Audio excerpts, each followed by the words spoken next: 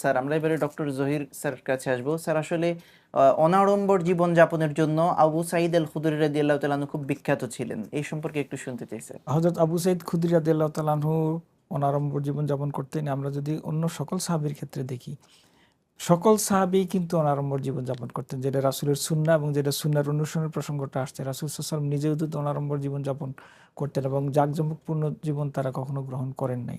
এবং তাদের যা সম্পদ থাকতো, সম্পদ অর্জন করতেন, তারা যে ব্যবসা করে যে সম্পদ, এগুলি সব দান করে দিতেন।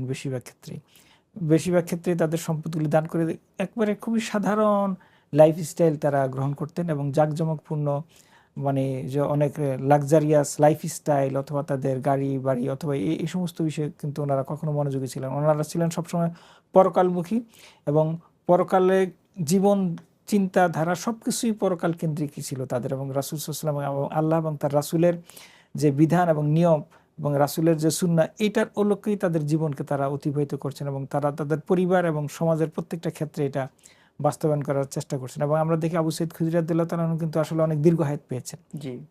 যে আমরা বিভিন্ন ইতিহাস বর্ণনা পাই যে 86 বছর পর্যন্ত তিনি বেঁচে ছিলেন এবং যেটা 74 হিজরিতে তিনি ইন্তেকাল করেছেন।